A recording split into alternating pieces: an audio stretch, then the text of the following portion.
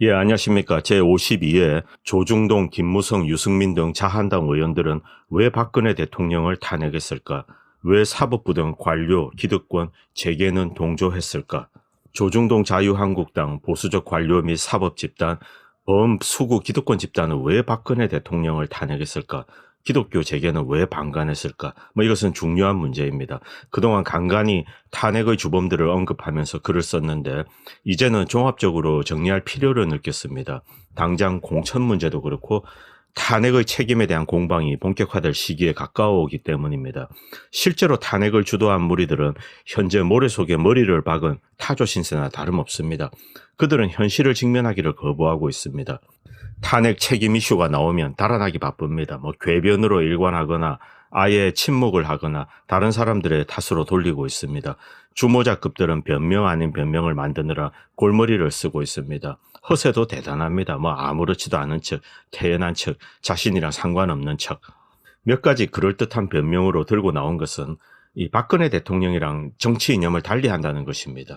즉 새누리당에서 정치적 입지를 가지고 입신양명을 해온 정치인들이 나는 박통과 이념을 달리한다. 나는 중도다. 나는 혁신적 보수다. 안보는 보수, 경제는 진보다. 나는 34%는 진보, 66%는 보수다. 등 그럴듯한 핑계를 대고 있지만 국민들은 바보가 아닙니다. 자주 하는 말이지만 좌익 집단 일반은 정권을 붕괴시키기 위해 혈안이 되어 있으니 이들은 상수입니다.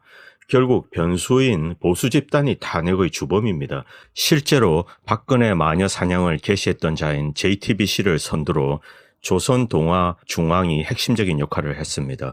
그리고 한국당의 유승민, 김무성과 당 주변의 이명박계 상도동계가 가세하여서 탄핵을 완결하였고 과반수를 넘는 보수적 헌법재판관들에게 압박을 했습니다.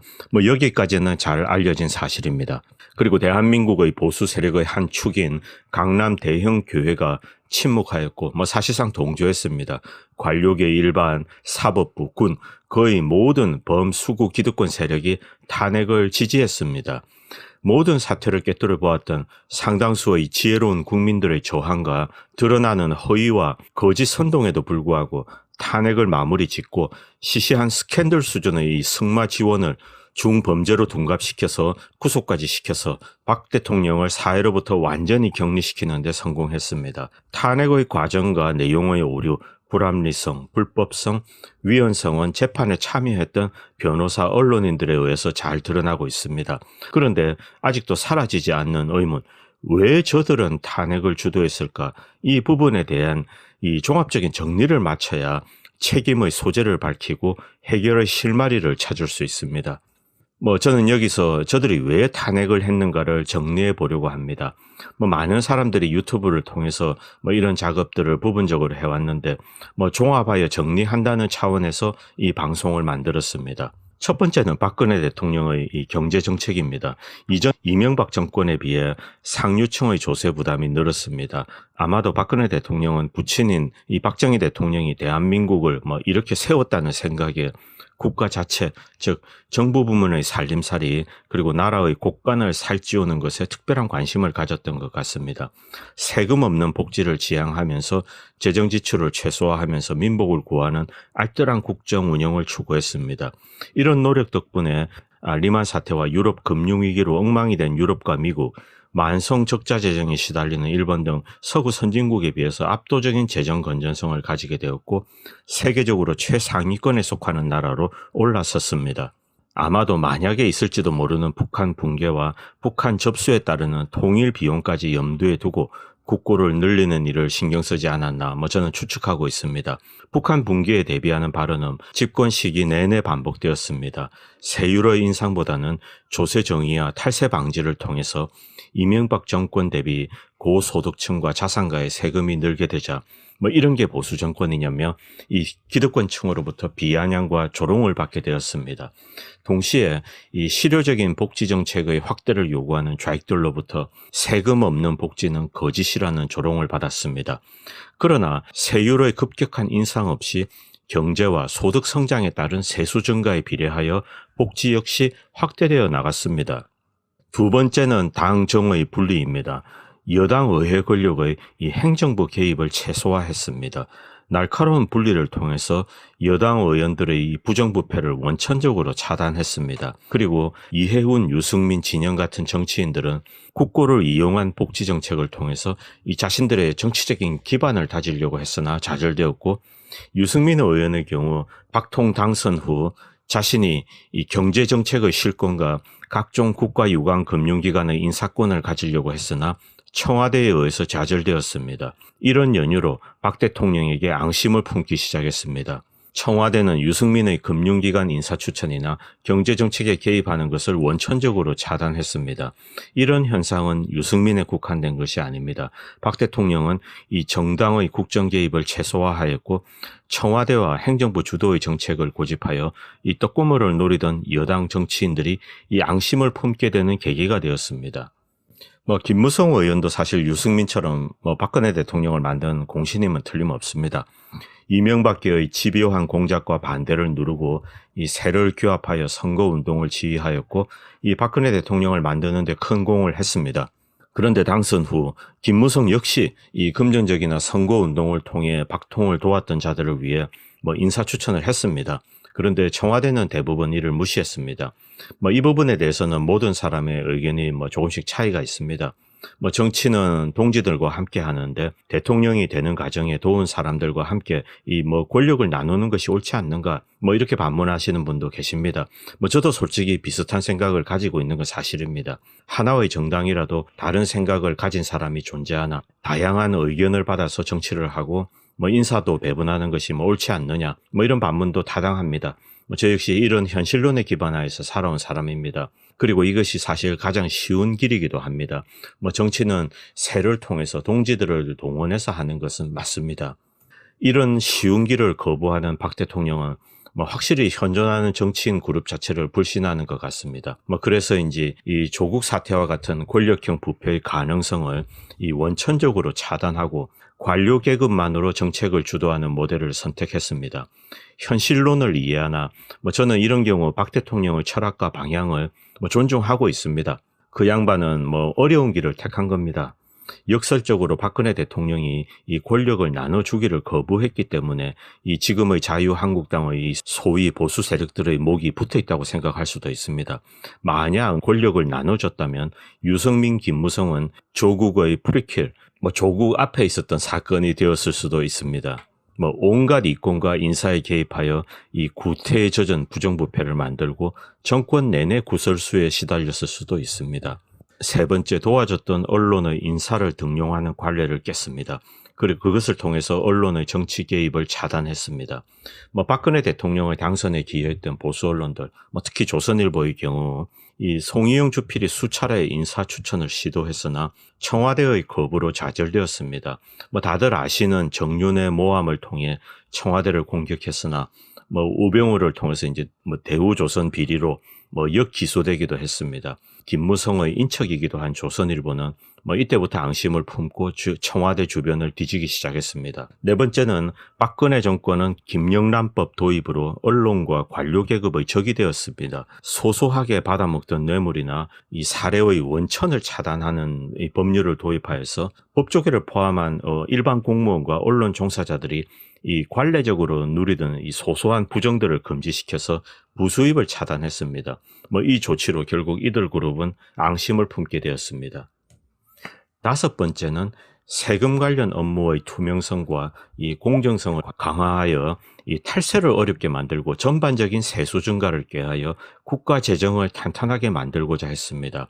이로 인해서 상류층 자산가들, 고소득 계층, 고가의 부동산 소유자들의 반발과 적대감을 높였습니다. 우파 정권이 왜 세금을 늘리느냐 이런 볼멘 소리가 터져나왔고, 일방적으로 기득권의 편에 서는 이 수구적 기득권 정권을 그리워하게 만들었습니다.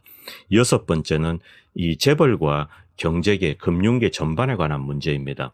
박근혜 정부는 시장 개입을 최소화하였고 서민의 피를 빠는 이 뱀파이어 경제, 즉 무분별한 벤처나 사행성 사업, 정부 주도의 방만한 인프라 사업이나 테마형 투자를 하지 않았습니다. 시장의 원리를 존중하고 시장 스스로 문제를 풀어갈 수 있도록 경제를 운영했습니다. 동시에 기업도 이 자율의 원칙에 맡겼습니다. 이런 정부 개입의 최소화로 대한민국 경제는 예측 가능성이 상승하고 기업은 이 예측에 의거하여 이 투자와 경영을 이행했으며 내실을 다졌습니다. 한국 기업의 수익성과 재무 건전성은 눈에 띄게 개선이 되었고 이는 역시 세수 확대로 이어져서 이 국가 재정 역시 건실해지는 소위 르네상스 시기를 맞았던 것입니다. 혹자는 이 박근혜 집권 시기에 뚜렷한 경제 정책이 없어서 유능하지 않다는 의견도 있습니다. 저는 반대합니다. 기업이 자율적으로 성장하도록 하는 것이 가장 올바르고 유능한 정책이라고 저는 생각합니다. 부정이나 위반의 소지가 없으면 잘하고 있는 기업에 정부가 개입하고 간섭하는 것을 반대합니다. 경제는 궁극적으로 기업이 이끌어가는 것이며 이런 시장주의적 원칙을 고수하는 것이 장기적 발전에 가장 적합하다고 저는 믿고 있습니다. 그런데 이 정부 주도의 이 벤처 테마나 금융 정책의 부재로 한탕을 노리는 투기적 자본과 금융계는 박 대통령에게 서서히 적대적으로 변해갔습니다. 재벌 역시 또 이런 불만을 가지게 되었습니다. 통상적으로 이 정부 주도형 테마나 벤처붐, 광급 공사를 통해서 주식이나 부동산으로 한탕하여 쌈짓돈을 챙겨왔던 자본가 계급은 이 박근혜 정부를 심심한 구식 정권으로 규정하고 비아냥거렸습니다. 쉽게 표현하면 한탕을 통해서 주식으로 개미 투자자들을 털어먹거나 이 부동산을 튀겨서 목돈을 챙기는 비즈니스가 사라져서 자산가 자본가 계급이 불만을 가지게 되었다는 것입니다. Money won is twice as sweet as money earned. 이런 말이 있습니다. 폴 뉴만이 한 말입니다. 영화에서. 딴 돈이 열심히 일해서 번 돈보다 2배 더 달콤하다. 인간 심리의 교과서적인 표현입니다. 열심히 일해서 100을 번 사람이 있습니다. 그런데 아무것도 하지 않고 투기적으로 50원의 불로소득을 누릴 수 있다면 인간은 후자를 선택합니다. 상대적 성취감이 더 크기 때문입니다. 인간은 이렇게 어리석은 동물입니다. 동시에 사드 미사일 배치는 재계의 반발을 부르게 됩니다. 중국을 통해서 각종 비즈니스 특권과 이 노예 노동을 이용하던 재계는 중국 공산당과의 이 공존을 열망하는데 박통의 사드 배치는 찬물을 끼얹는 것입니다. 이들은 북한의 붕괴 역시 바라고 있지 않습니다. 이들이 원하는 것은 김정은 체제가 잘 유지되고 노예나 다름없는 인민들이 잘 통제되는 상황 아래에서 북한에 접근하는 것을 선호하고 있습니다. 노예 노동은 금광이나 똑같습니다. 석유나 같은 겁니다. 노예 노동 사유권은 곧 프라핏입니다. 박근혜 대통령의 이 북한 붕괴 유도는 이들의 잠재적 이익에 사실은 반하는 것입니다. 이들은 북한 체제가 유지되길 원하고 있습니다. 7번째, 종교계 역시 이제 점점 더 박근혜 대통령에게 적대적으로 변해가게 되었습니다. 대표적인 주제는 역시 종교계에 대한 과세 여부입니다. 물론 몇 차례 시도는 했습니다만 이 종교계와 이에 기생하는 관료계급, 언론의 완강한 저항으로 사실 실패했습니다. 강남 대형교회, 보수 세력의 한 축이 사실 점점 더 적대적으로 변해가게 되었습니다. 강남 대형교회가 박근혜 대통령 탄핵 시 아무런 힘을 발휘하지 않았던 것입니다. 종합하면 기득권 우익 계층은 자신들의 고유한 탐욕에 근거하여 박근혜 정권에 불만을 품게 되었습니다.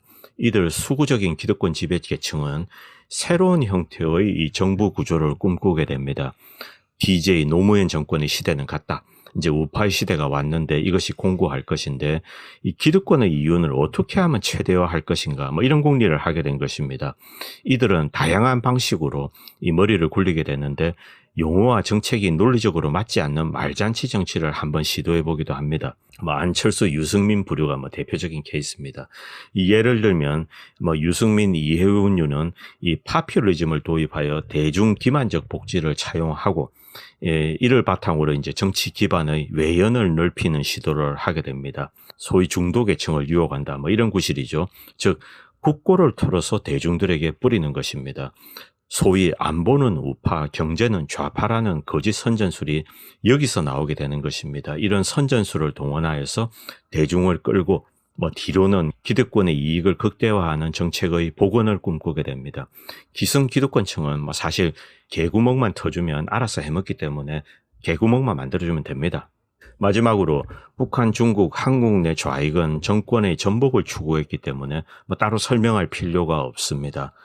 박근혜 대통령의 정책은 사회의 부정부패와 이 뱀파이어식으로 서민을 갈취하는 투기적 사업과 광급 사업을 억제하고 기업 스스로 자율적인 경영을 통해 내실을 다지고 적절한 복지로 국가 재정을 튼튼하게 유지하면서 국가를 관리하는 것을 제1의 목표로 하고 있다고 할 수 있습니다.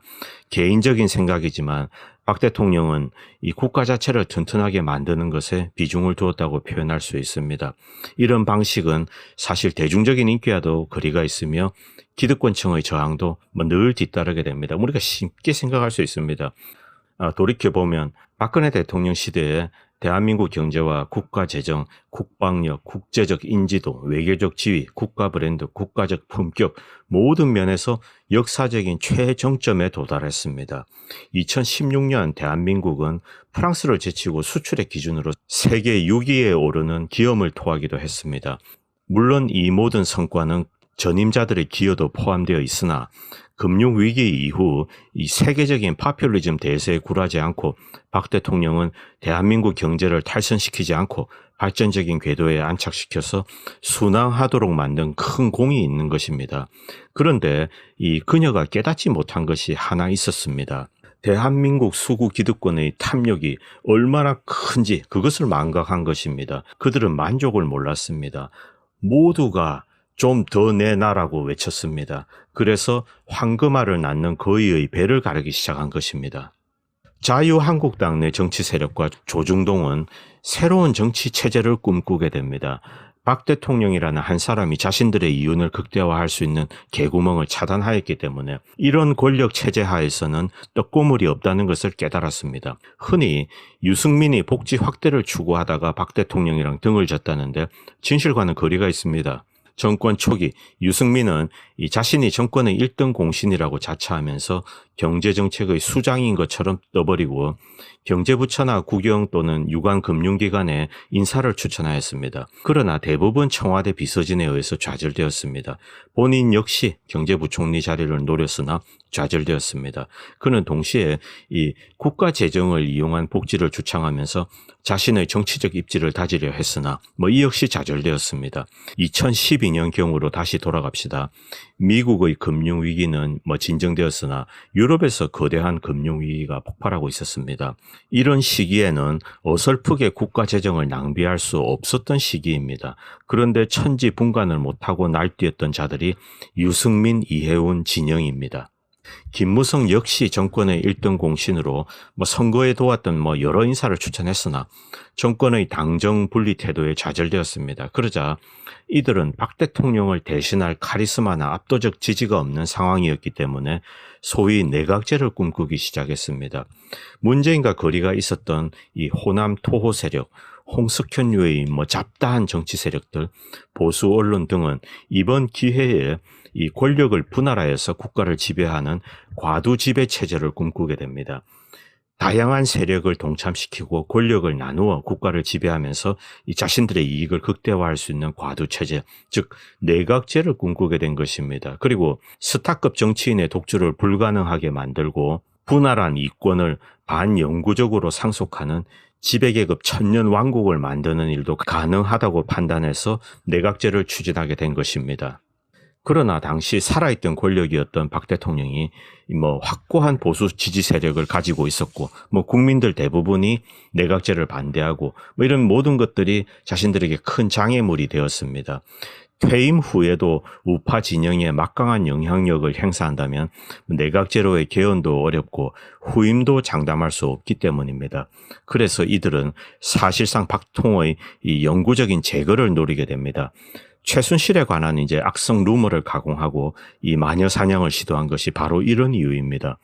박근혜의 이 정치력과 영향력의 이 영구적인 제거, 영원한 제거가 최종 목표였던 것입니다. MB계에 김칫국을 마셨던 반기문, 안철수, 한국당 내 김무성, 유승민계 보수 언론은 결국 총공격을 감행했고 강남 대형 교회는 외면하고 사법부와 관료계급은 동참하였습니다. 물론 좌익 세력들은 물 만난 고기처럼 촛불 집회에 참가했습니다.